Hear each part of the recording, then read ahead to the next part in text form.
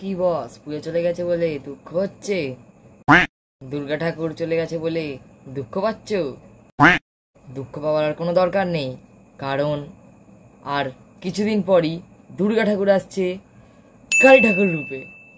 কালী পুজো, ভূতদের আগমন, অলক্ষীর বিতরণ, গালাগালের বর্ষণ, এই সব কিছু নিয়েই হলো আমাদের কালী পুজো।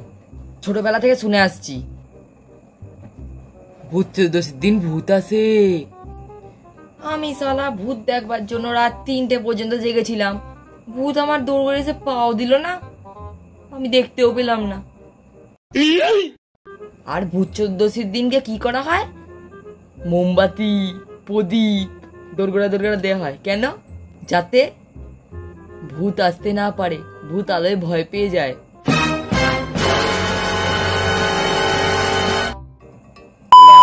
মারাচ্ছ তুমি এখানে? হ্যাঁ, ওদিকে শালা হলিউডের সিনেমাগুলোতে ভূত আসবার সময় কারেন্ট চলে যাচ্ছে, এদিকে প্রদীপের টিমে আলো দিয়ে ভূত তাড়াচ্ছে। ভূতটা যদি এক্ষুনি একটা পাঁদ মারে না, ওই প্রদীপের আলো কোথায় যাবে তুমি কল্পনা করতে পারবে না। তারপর ওই প্রদীপটা নিভে যাবার পর তোমার যে কি হবে সেটাও তুমি কল্পনা করতে পারবে না। তুমি ভূতটাকে অপমান করেছো, সেটার অপমানের যোগ্য জবাব তুমি পাবে, সত্যিই পাবে। দিন দিন ইলেকট্রিকের দাম যা বাড়ছে, আমিও প্রদীপের আগুন দিয়েই ভূত তাড়াবো। জয় মা কালী, চলো যাই প্রদীপ জ্বালাই। আর পাড়ার লোকগুলোকেও বলি হারি, এখন বোম ফাটাবো না, বাজি ফাটাবো না তো কখন বাজি ফাটাবো? থুত্তুরে বুড়ো হয়ে গেলে, বিড়ি খাবার জন্য যখন ক্যান্সার ধরা পড়ে ফুসফুস তখন। নিজেদের সব বয়স হয়ে গেছে বলে আমাদেরও ভেবেছে বয়স হয়ে গেছে, আমরাও কিছু এনজয় করবো না। ওরা যেরকম সারাক্ষণ বাড়িতে বসে আছে কুষ্ঠ রোগীর জন্য, পোলিও রোগ হওয়ার জন্য, ক্যান্সার হওয়ার জন্য, আমরা যদি সেই জন্য বসে থাকবো নাকি? আমাদের কি ভবিষ্যৎ নেই? মানে আমাদের ভবিষ্যৎ তো আছেই বুড়ো হওয়া, কিন্তু আমরা কি বাজি ফাটাবো না আমরা বাজি? আমাদের কি আনন্দ করার অধিকার নেই? সব আনন্দ করার অধিকার কি কোনো লুটে নিয়ে চলে গেছে? ওদের বাপ জমি কিনেছে আমাদের আনন্দের ওপর? বোম নিয়ে সমস্যা, জানলা দাও, দরজা দিয়ে দাও, দরকার পড়ে একটা সাউন্ড প্রুফ দরজা কিনে নাও, জানলা কিনে নাও, সেটা তোমাদের সমস্যা তোমাদেরই মেটাতে হবে, আমরা তার জন্য পয়সা দেবো না। কেন তাহলে আমাদের বাজি ফাটানো বন্ধ করবে, আমাদের আনন্দ কেন বন্ধ করবে? আমার একটা সব থেকে বড় প্রশ্ন। হ্যাঁ, এবারে বাড়ির দোরগোড়ায় ফাটানোটা আলাদা ব্যাপার, কিন্তু আমরা তো ফাটাচ্ছি রাস্তায়। আমরা রাস্তার ওপর ফাটাবো, তুমি বাড়ি করেছো কেন রাস্তার ওপর? তোমার বাড়ি ওখানে কেন? আমরা ওখানে ফাটাতেই পারি, তোমার বাড়ি ওখানে কেন? আমার প্রশ্ন হচ্ছে এইটা। আগে উত্তরটা দাও কমেন্টে, তারপর বলবে। আমি ফাটাচ্ছি আমার রাস্তায়, মানে আমার রাস্তা বলতে আমার বাপের রাস্তা নয়, মানে আমার বাড়ির সামনের রাস্তায়। তোমার বাড়ি ওখানে তো আমার কিছু করার নেই। তুমি তোমার বাড়ি কেন ওখানে করেছো? তুমি তোমার বাড়ি অন্য কোথাও করতে পারোনি, যেখানে বুড়ো বুড়ো লোকগুলো থাকে, যাদের আর বয়স নেই বোম ফাটাবার? বোম ফাটলে ধুরু ধুরু। আর কাকু, হ্যাঁ তোমাকেই বলছি, তোমাদের মধ্যে নষ্ট ছেলেপিলেদের জন্যই না শব্দ দূষণ হতো, সেই কারণে শব্দবাজিটা বন্ধ হয়েছিল, নাহলে শব্দবাজি বন্ধ হওয়ার আর কোনো কারণ ছিল না। এত বাজি ফাটিয়েছিলে পুরো ধোঁয়া ধোঁয়া হয়ে গেছে। আমরা ছিলাম তখন, কোথায় ছিলাম আমরা? কাকু, তোমরা ওরকেও ঠাই পাবে না কাকু। আমাদের সবার অভিশাপ তোমার মাথায়, তোমার মাথায়। চিত্রগুপ্তের খাতার উপরে সব লেখা হচ্ছে, সবার প্রায়শ্চিত্ত করতে হবে তোমাকে উপরে গিয়ে, এটা আমাদের সবার অভিশাপ। যদিও আমাদের মধ্যে কিছু চ্যাংড়া নষ্ট ছেলেপিলেরা এই যুগের আর কি 7 সমুদ্র 13 নদী পার করে যেখান থেকে পারবো সেখান থেকে বোম টোম কিনে নিয়ে আসা হয়, তারপর ফাটানোর পালা চলে। যতই গালাগাল দিই, যতই যাই বলুক, একটা দিন দুটো দিন ফাটাতে হবে না বাজি।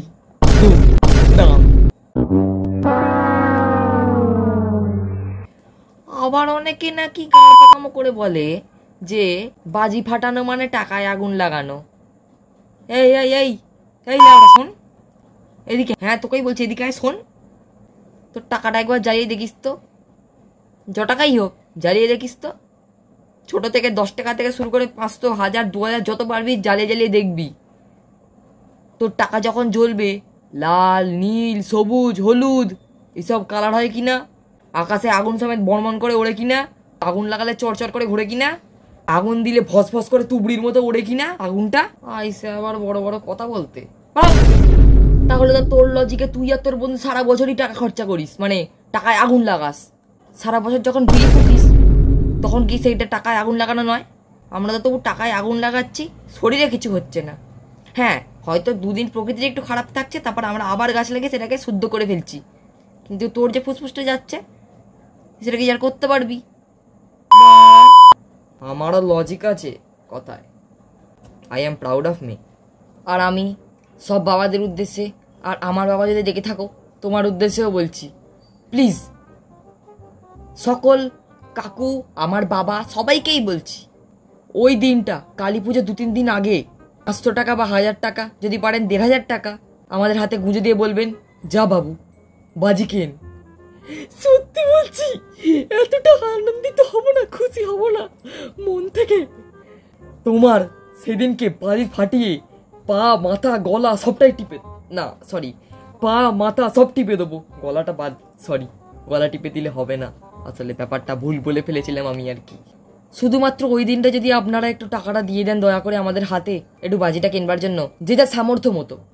যদি কারোর বাপ বড়লোক হয়, মানে যদি কাকু আপনি বড়লোক হয়ে থাকেন তাহলে একটু বেশি টাকা দেবেন, যদি আপনার সামর্থ্য কম হয়ে থাকে আপনি কম টাকা দিন, কিন্তু একটু টাকা দিন যাতে আমরা বাজিটা কিনতে পারি। আসলে কি বলুন তো, যারা সারা বছর আমাদের সাথে ঝগড়া করে তাদের বাড়িতে ওর আগে একটু বোম ফাটাতে হবে, তো ওই জন্য বলছি আর কি। সব বাবাদের উদ্দেশ্যেই বললাম এটা, শুধু আমার বাবা নয়, ঠিক আছে তো ভাই? বাবাকে বাড়ি গিয়ে বলিস আর ভিডিওটা দেখাস, এই ক্লিপটা বাবা ঠিক কিনে দেবে।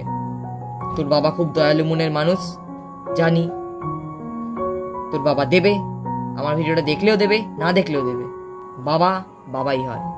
তো যাই হোক, শেষমেশ সবাইকে একটাই কথা বলার, যে বাজি ফাটাও বাট সেফটি অবলম্বন করে, সবার ফার্স্ট সেফটি।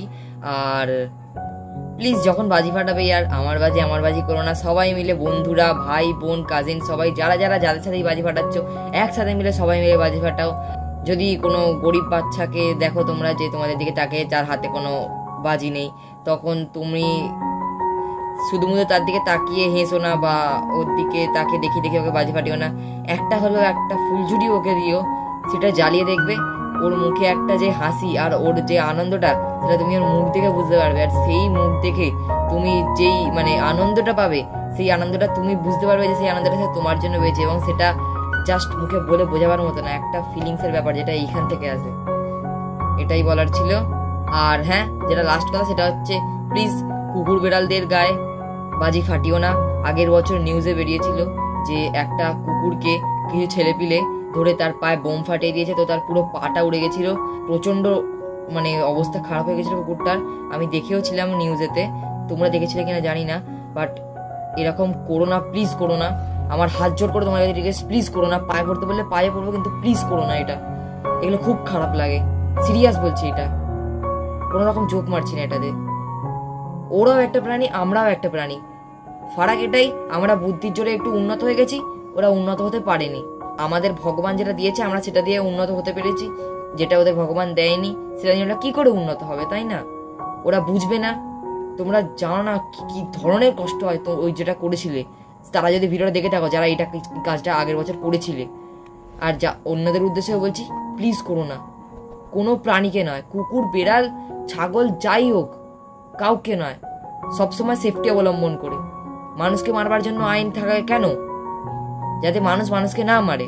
কিন্তু অন্য প্রাণীদের উদ্দেশ্যেও আমি বলছি, প্লিজ কারোর ক্ষতি করো না।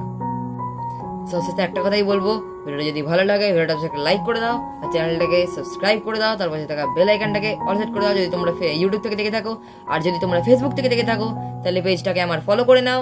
ফেসবুকেও রেগুলার ভিডিও আসে, ইউটিউবেও রেগুলার ভিডিও আসে, তো দুটোই দেখতে পারো। ফেসবুকে কমেডিয়ান রূপক নামে, ইউটিউবে কমেডিয়ান রূপক নামে, যেখানে গিয়ে সার্চ করো পেয়ে যাবে। আর ফলোটা প্লিজ করে দাও, আর শেয়ার করে দাও যদি ভালো লাগে ভিডিওটা। তো চলো আজকে ভিডিও এই পর্যন্তই, দেখা হচ্ছে পরের ভিডিওতে।